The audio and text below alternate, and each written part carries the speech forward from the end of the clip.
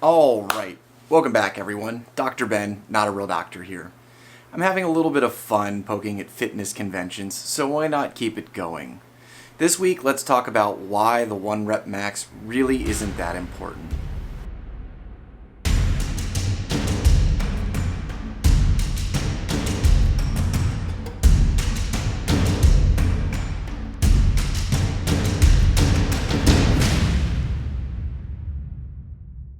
Unless you're a competitive lifter, like a power lifter, Olympic lifter, maybe a CrossFitter, there really isn't any reason you should care too much about what your 1 rep max is. It's kind of like your weight. It's really relative and it doesn't really matter that much.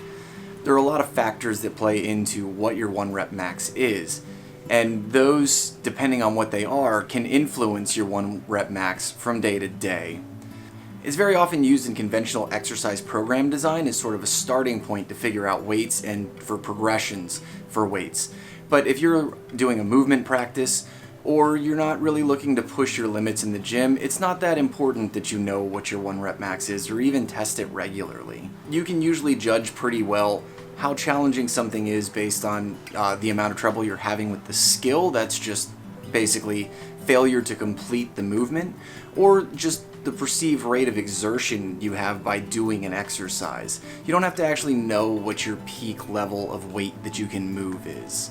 So some of the problems with the 1 rep max is it's equipment dependent. Now what do I mean by equipment dependent? That means that if you go out and deadlift with a barbell and you set your 1 rep max on that, that is your 1 rep max in the gym with that barbell. If you change what you're lifting, it's going to change your 1 rep max. If you change the barbell you're using, it could change your 1 rep max. That's why all powerlifting equipment is calibrated. If you go outside on a hot day and try to do it, it's going to change your 1 rep max. If you go outside on a cold day, it's going to change your 1 rep max.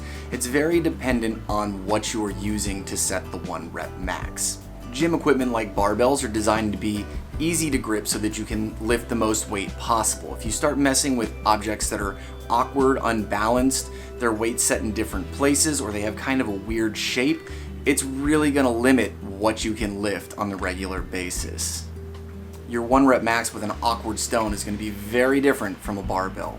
The next problem, which I sort of touched on the last point just a little bit, is that your 1 rep max is environmentally dependent. The gym floor is very flat, very solid. It's a very unnatural thing to find out in the natural world.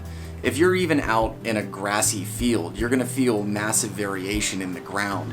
There's going to be high points and low points. It's not going to be a nice level piece of ground to stand on. Little things like that are really going to change how muscles are working, especially in the lower body, and how you stabilize throughout the body. It's not going to seem like a really big deal on stuff that's sub-maximal effort, but when you're talking a 1 rep max, those tiny variations make a huge difference. And if you're used to always doing things on the same kind of footing, then going out and trying to max out on a different kind of footing can actually leave you at risk for injury.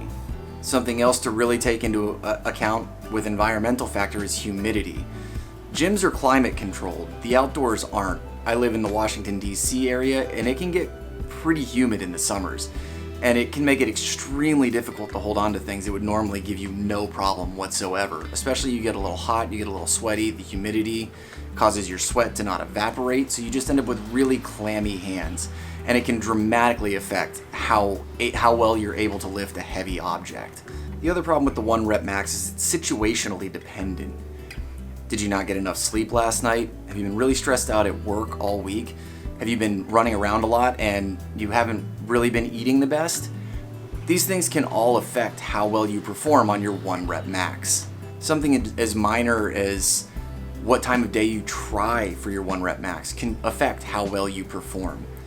That's why traditionally you're recommended to, when you try for your 1 rep max, you try it at the same time of day on the same day of the week every time. So the 1 rep max is a very lab-controlled experiment to see how you perform. And it's often only performed on exercises like the bench press, the squat, and the deadlift, or the Olympic lifts. Now all this isn't to say that there aren't benefits to testing your 1 rep max.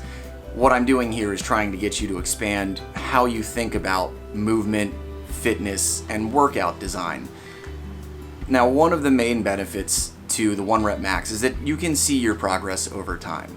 If your 1 rep max is consistently going up by like 10 to 20 pounds over the course of your testing, which should be no more than once every 3 to 6 months, then it's fairly obvious that you're progressing physically. Some people need that motivation, and that's definitely a benefit. It's a good way to kind of see the fruits of your labors, so to speak. But the real reason that I think 1 rep max testing can be a lot of fun is, honestly, it's just a lot of fun sometimes to see what you can pull off. And to think outside the box a little bit, rather than just looking at the traditional lifts, have a little fun with it and explore other movements that you wouldn't normally think about doing a 1 rep max test on. For example, like a tripod get up. Hold a weight in one hand and see if you can lever up off the ground and get all the way up to a standing position.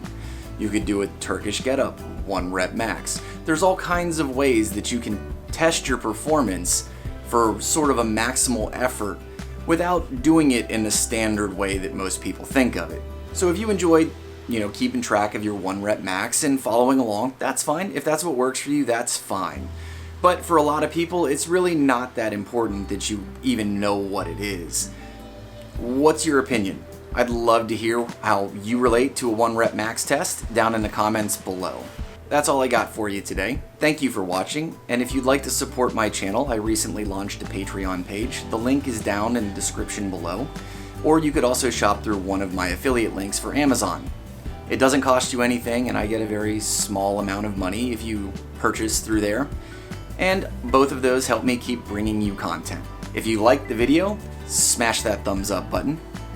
Share the video with your friends, and if you haven't already subscribed, please consider subscribing. Until next time, keep your life in motion.